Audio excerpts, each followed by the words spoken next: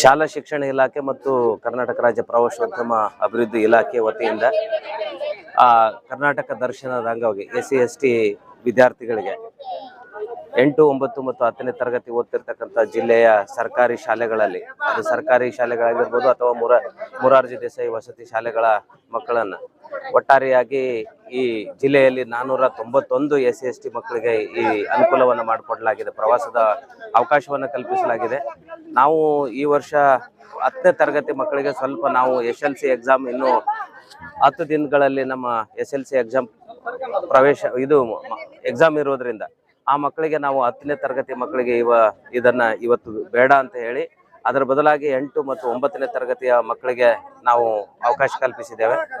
ಯಾದಗಿರಿ ಜಿಲ್ಲೆಯಲ್ಲಿ ಯಾದಗಿರಿ ತಾಲೂಕಿನಲ್ಲಿ ಯಾದಗಿರಿ ಮತ್ತು ಗುರ್ಮಿಟ್ಕಲ್ ಸೇರಿ ಈ 4 ಬಸ್ಸುಗಳಲ್ಲಿ 171 ವಿದ್ಯಾರ್ಥಿನಿಯರನ್ನ ನಾವು ಕರೆದುಕೊಂಡು ಹೋಗ್ತಾ ಇದ್ದೇವೆ ಪ್ರವಾಸೋದ್ಯಮ ಮೂಲಕ. ಒಟ್ಟು 4 ದಿನಗಳ ಪ್ರವಾಸ ಇದೆ. ಮೊದಲನೇ ದಿನ ಅವರು ಹಂಪಿಗೆ ವಸತಿ ಮಾಡ್ತಾರೆ. ಇವತ್ತು ಬೆಳಿಗ್ಗೆ ಇಡೀ ದಿನ ಹಂಪಿಯ ಒಂದು ಪ್ರವಾಸವನ್ನು ಕೈಗೊಂಡು ತದನಂತರ ಅಲ್ಲಿ ಆಲ್ಟ್ ಮಾಡ್ತಾರೆ.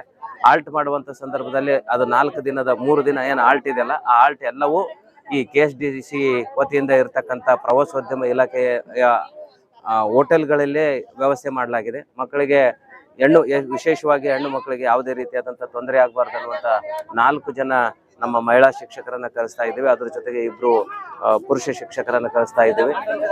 ಒಟ್ಟಾರೆಯಾಗಿ ಮಕ್ಕಳ ಏನು ಇಲಾಖೆ ನಿಗದಿಪಡಿಸಿದಂಥ ಸುತ್ತೋಲೆ ಅನ್ವಯ ಮಕ್ಕಳ ಸುರಕ್ಷತೆಯನ್ನ ಇಟ್ಕೊಂಡು ನಾವು ಅವ್ರಿಗೆ ಬೇಕಾದಂಥ ಎಲ್ಲ ಸೌಲಭ್ಯಗಳನ್ನು ಒದಗಿಸಿಕೊಡುವ ಮೂಲಕ ಪ್ರವಾಸವನ್ನ ನಾವು ಹಮ್ಮಿಕೊಂಡಿದ್ದೇವೆ. ಮಕ್ಕಳಿಗೆ ಹೆಚ್ಚು ನಮ್ಮ ಇತಿಹಾಸವನ್ನು ಅರಿಯುವ ಮೂಲಕ ನಮ್ಮ ದೇಶ, ನಮ್ಮ ಅಭಿಮಾನ, ನಮ್ಮ ರಾಜ್ಯ, ನಮ್ಮ ಹೆಮ್ಮೆ ಅನ್ನುವಂಥ ಒಂದು ದೇವೋದ್ದೇಶವನ್ನು ಇಟ್ಕೊಂಡು ನಾವು ಈ ಪ್ರವಾಸವನ್ನ ಕರ್ನಾಟಕ ದರ್ಶನ ಅನ್ನುವಂಥ ಹೆಸರಿನಲ್ಲಿ ಮಾಡ್ತಾ ಇದೆ. ಧನ್ಯವಾದ.